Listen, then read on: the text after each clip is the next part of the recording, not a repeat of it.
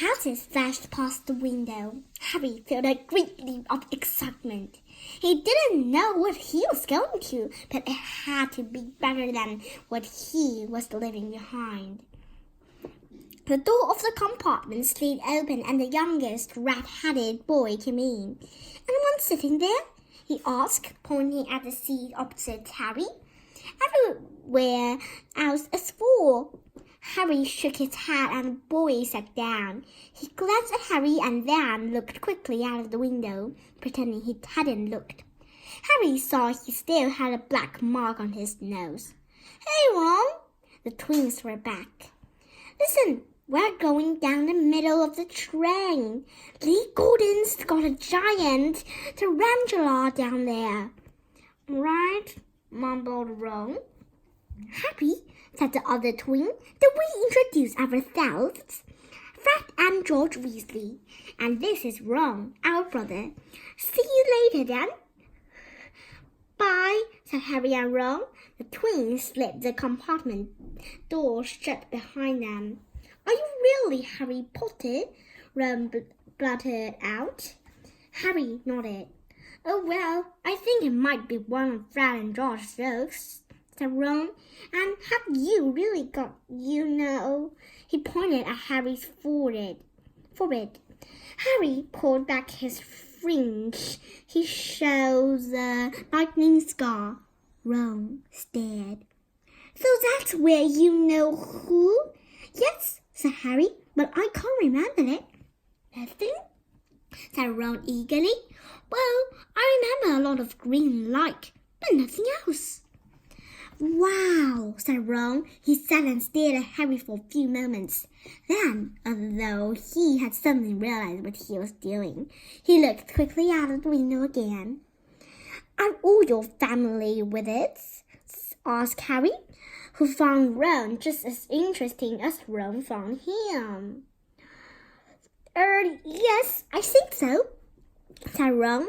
"I think Mom's got a second cousin who's an accountant, but we never talk about him." "So you must know loads of magic already." The Weasleys were clearly one of those old wizarding families where the pale boy in Diagon Alley had talked about. "I heard you went to live with Muggles," said Ron. "What are they like?" "Horrible. Well, not all of them. My aunt and uncle and cousin are, though. Wish I had 3 wizard brothers." 5, said Ron. For some reason, he was looking gloomy. "I'm the 6th in our family to go to Hogwarts. You could say I've got a lot to live up to." Bill and Charlie had already left. Bill was head boy, and Charlie was captain of Quidditch. Now Percy's a prefect.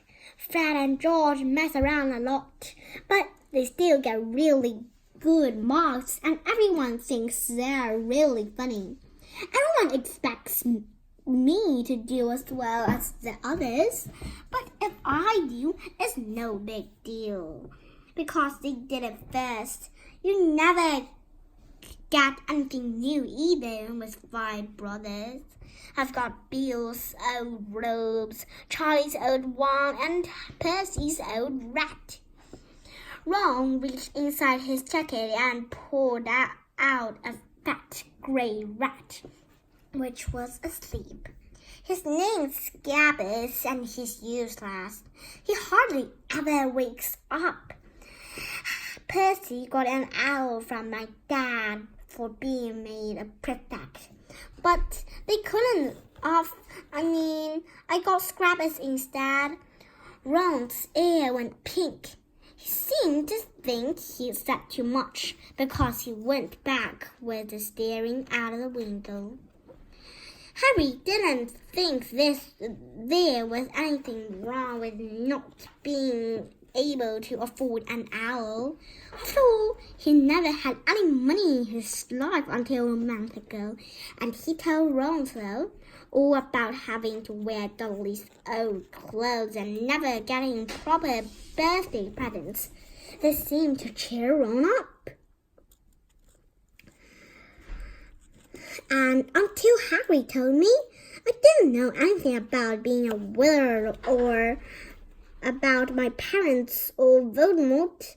Ron gasped. What? Said Harry. You said you know whose name? Said Ron, sounding both shocked and impressed. I'd have thought you, of all people. I'm not trying to be brave or anything saying the name, said Harry. I just never knew you shouldn't. See what I mean? I've got loads to learn, I bet, he added, voicing for the first time something that had been worrying him a lot lately. I bet I'm the worst in the class. You won't be. There's loads of people who come from Muggle families and they learn quick enough. While they had been talking, the train had carried them out of London. Now they were speeding past fields full of cows and sheep. They were quiet for a time, watching the fields and lanes flick past. Around 12:30, there was a great clattering outside in the corridor, and a smiling, dimpled woman slid back their door and said, Anything of the trolley, dears? Harry, who hadn't had any breakfast, leaped to his feet. But Ron's ears went pink again, and he muttered that he'd brought sandwiches. Harry went out into the corridor. He had never had any money for sweets with the Dursleys, and now that he had pockets rattling with gold and silver, he was ready to buy as many Mars bars as he could carry. But the woman didn't have Mars bars. What she did have were Bertie Bott's every flavored things. Dribbles, fast blowing gum, chocolate frogs, pumpkin pasties, cauldron cakes, ludicrous wands, and a number of other strange things Harry had never seen in his life. Not wanting to miss anything, he got some of everything and paid the woman 11 silver stickers and 7 brown nuts. Ron stared as Harry brought it all back into the compartment and tipped it onto an empty seat. Hungry, are you? Starving, said Harry, taking a large bite out of pumpkin pasty. Ron had taken out a lumpy package and unwrapped it. There were 4 sandwiches in there. He pulled one of them apart and said, She always forgets I don't like corned beef. Swap you for one of these, said Harry, holding up a pasty. Go on. You don't want this. It's all dry, said Ron. She hasn't got much time, he added quickly. With 5 of us. Go on, have a pasty, said Harry, who had never had anything to share before, or indeed anyone to share it with. It was a nice feeling sitting there with Ron, eating their way through all Harry's pasties and cakes. The sandwiches lay forgotten. What are these? Harry asked Ron, holding up a pack of chocolate frogs. They're not really frogs, are they? He was starting to feel that nothing would surprise him. No, said Ron, but see what the card is. I'm missing a great part. What? Oh, of course you wouldn't know. Chocolate frogs have cards inside them. To collect famous witches and wizards. I've got about 500. But I haven't got a Gripper or Ptolemy. Harry unwrapped his chocolate frog and picked up the card. It showed a man's face. He wore half-moon glasses, had a long crooked nose, and flowing silver hair, beard, and moustache. Underneath the picture was the name Albus Dumbledore. So this is Dumbledore, said Harry. Don't tell me you never heard of Dumbledore, said Ron. Can I have a frog?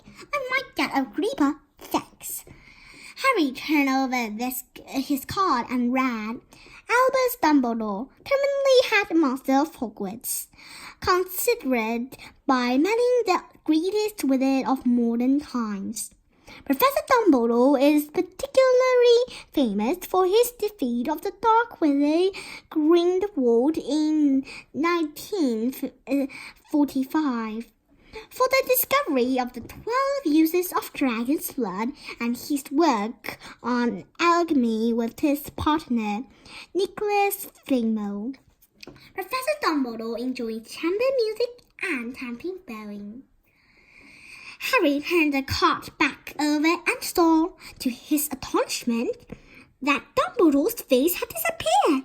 He's gone! Well, you can't expect him to hang around all day, said Ron. He'll be back. No, I got Morgana again, and I've got about 6 of her. Do you want it? You can start collecting. Ron's eyes stayed to the pile of chocolate frogs waiting to be unwrapped.